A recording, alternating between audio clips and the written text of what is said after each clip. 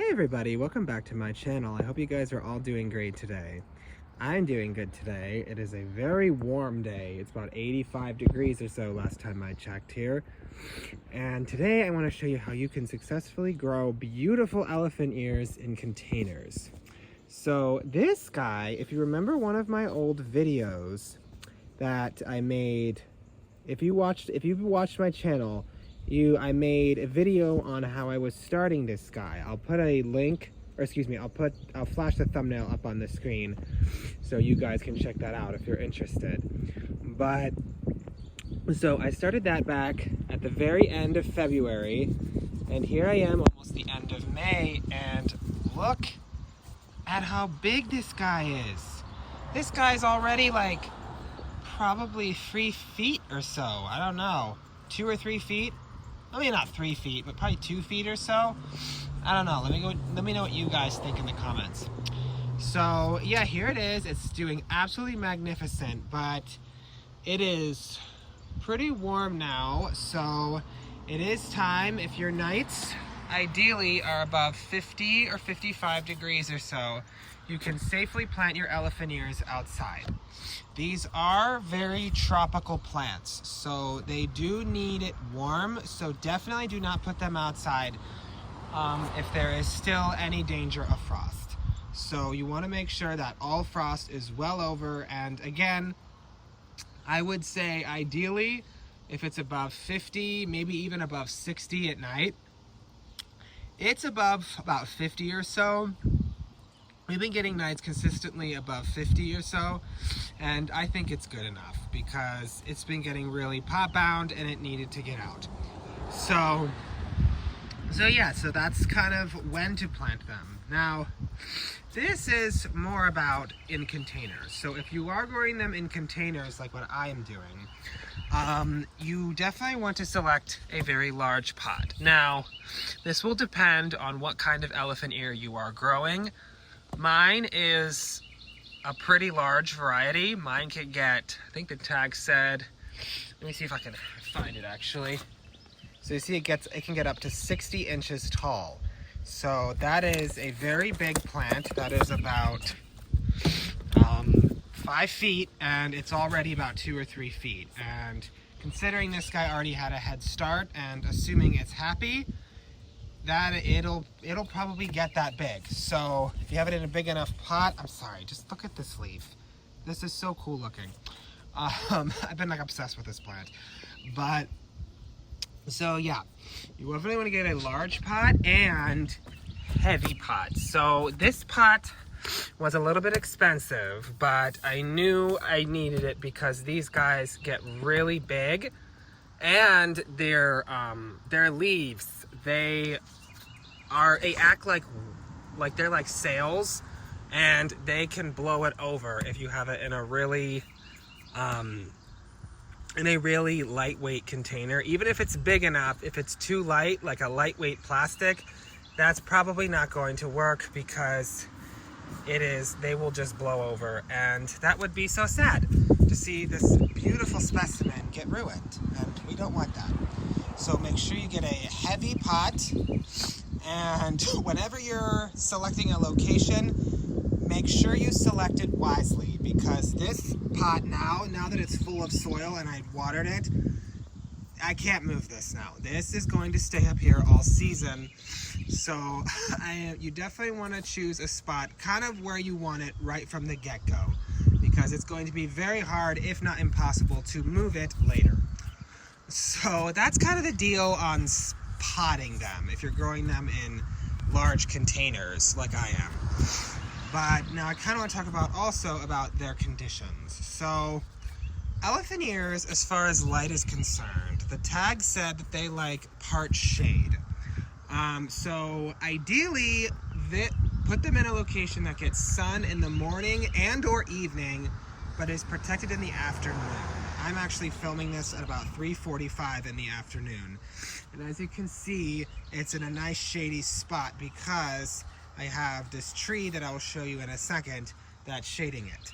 So this is the big tree behind where this elephant ear is. And you can see it gives some nice good shade in like the really intense part of the afternoon where it's either filtered sun or it's pretty shady here in the afternoon. And I think this guy will really appreciate that. Now, as for watering, from what I understand, this Colocasia esculenta, from what I'm understanding, these guys are very thirsty plants, and that is particularly so if you're growing them in containers, because containers tend to dry out quicker than in the ground. So you definitely want to keep them very moist. However, make sure you still have a drain hole, like I always say that. That is very important. However, what is very interesting about this plant is that it can actually tolerate wetter soil. So if you are planting it, like if you have really wet soil or you're kind of prone to overwatering, this is actually a great plant because these love water. They need plenty of water. If you're growing them in containers, I would say make sure you're checking on them. If it's really hot, you may have to check on them every day. For me, I will probably be doing something like that at least every couple of days. No, definitely. Because these guys cannot dry out. They do not like to be dry. They do not come from the desert. They are jungle plants. So they love their rain, and they also love humidity. If you live in a humid climate, like, they really love that. Anything that is very jungle-like, because they come from, I believe they are native, this species anyway, this Colocasia esculenta. Keep pulling up this leaf because I'm just obsessed with it. They come from, I believe, Southeast Asia, which is very warm and tropical. So they do like humidity and they do like water. Now, as for feeding them, they do also like to be fertilized regularly. So you can feed them like every couple of weeks with like a liquid fertilizer, or you can do what I'm doing, and I'm using a slow release. This potting soil actually already had fertilizer in it, but I did sprinkle a little bit of Osmocote in here to really get them going, because these also are heavy feeders as well. So you definitely want to make sure you're feeding them so that they grow really nice and big like we want.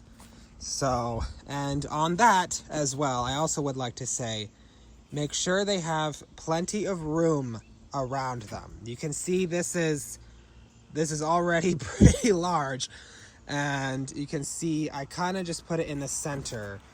There are some begonias here. These are ones I actually started indoors as well.